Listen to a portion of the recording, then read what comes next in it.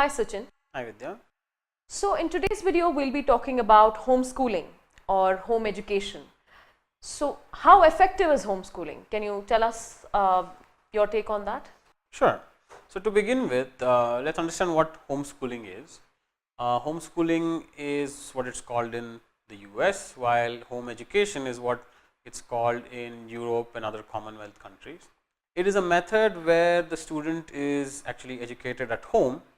This is not necessarily by the parent, it also could be by a professional tutor or an online trainer. It's an alternative method of education and is legal in US and many other countries. Okay.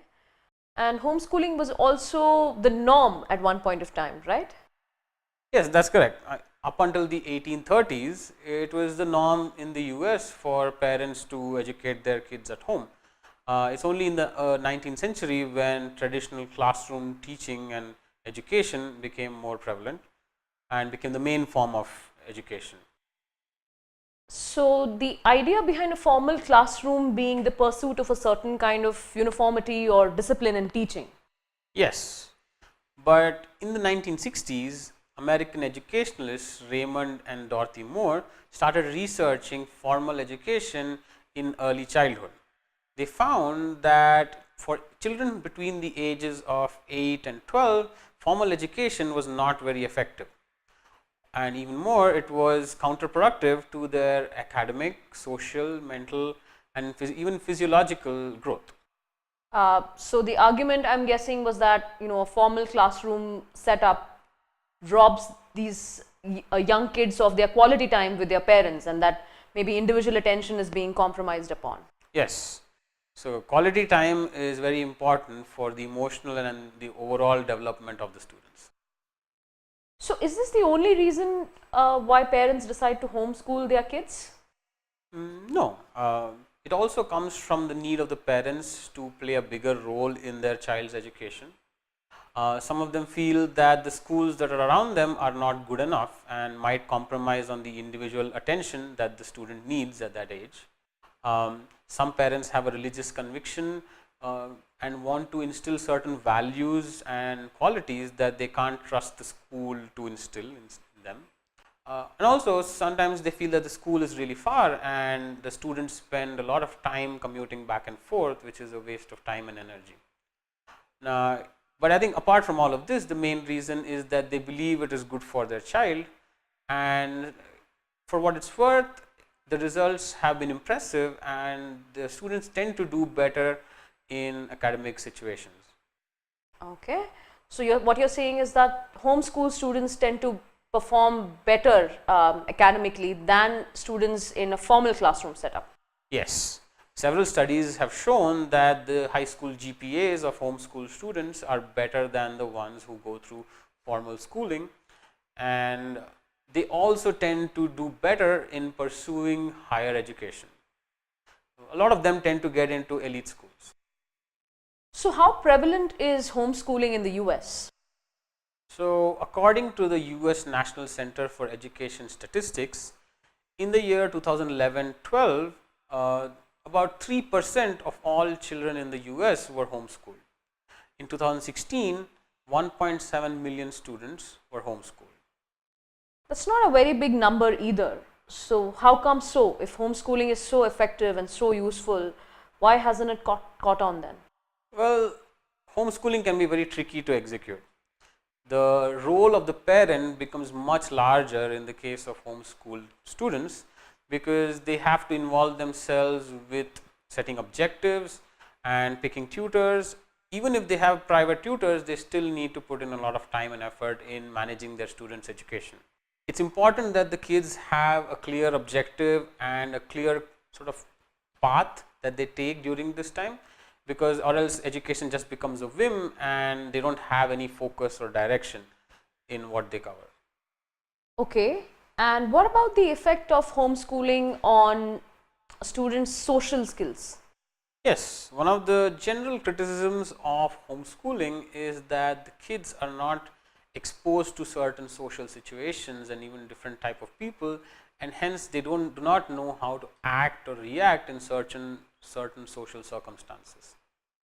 That seems like a very valid, important concern, right?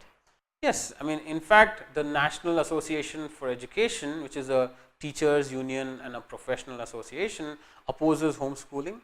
According to them, homeschooling cannot provide a comprehensive education for the child, as school is not only a place for intellectual growth, it is also a place where different sorts of people come together, the kids are exposed to different social situations, and they also get to collaborate and learn about the other students in this class. And this is the reason that they may not actually know how to react in some situations that come up.